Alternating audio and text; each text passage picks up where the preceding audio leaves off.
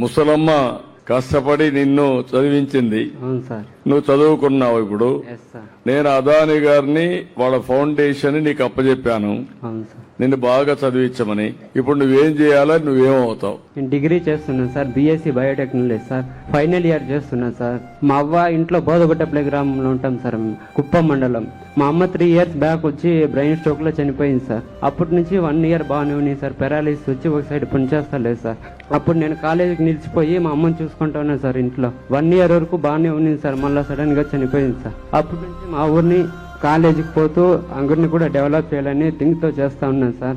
ఇప్పుడు ఆదాని ఫౌండేషన్ వాళ్ళు ఇచ్చిన అమౌంట్ తో షాప్ ని ఇంకా కొద్దిగా డెవలప్ చేసినాం సార్. దీనిపైన మేము రంచి బాగా బతకొచ్చనే నమ్మకం వచ్చింది సార్ మాకు. నువ్వేం చేస్తావు నెక్స్ట్? నువ్వు కష్టపడాలా. నీకు ఒక కష్టంలో మీ అవ్వ నిన్ను చదివించే పరిస్థితికి వచ్చింది. ఆవిడ కష్టపడే సమయంలో నాకు ఒక ఆలోచన ఇచ్చి నేను ఒక మనిషిని పంపించాను మీకు, అదాని వచ్చారు. ఇలాంటి వాళ్ళు అందరిని రమ్మంటున్నా, ఇంకా చాలా మంది రావాలి.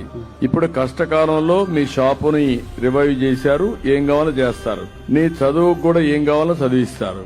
నువ్వేం చదువుకుంటావు? నువ్వు చదువుకొని ఒక రోజున ఇక్కడి నుంచి చెప్పాలి. ఒక మార్గదర్శిగా నువ్వు ఉండి 10 మందికి సహాయం చేసే పరిస్థితి నీకు రావాలి. దానికి ఏం చేస్తావు చెప్పు? డిగ్రీ కంప్లీట్ చేసుకుని ల్యాబ్ టెక్నీషియన్ కి ట్రై చేస్తాను సార్. ఎక్కడైనా కోర్స్ కి బయట వెళ్తాను సార్. కోర్సు కూడా వెళ్తావు, చదువుకుంటావు.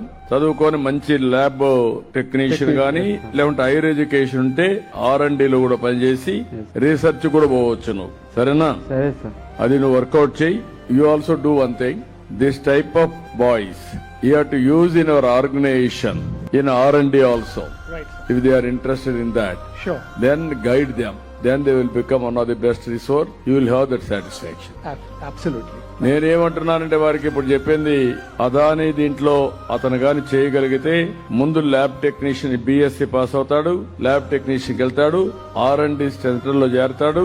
ఒకవేళ అన్ని భగవంతుడు ఆశీర్వదించి ఆయన కూడా చేసుకోగలిగితే ఒక సైంటిస్ట్ అయ్యేదని కూడా అవకాశాలు ఉంటాయి. మంచి ఉన్నత భవిష్యత్తు ఉంటుంది. అది కావాలి, అది నీ మనసులో ఉండాలి. సరేనా?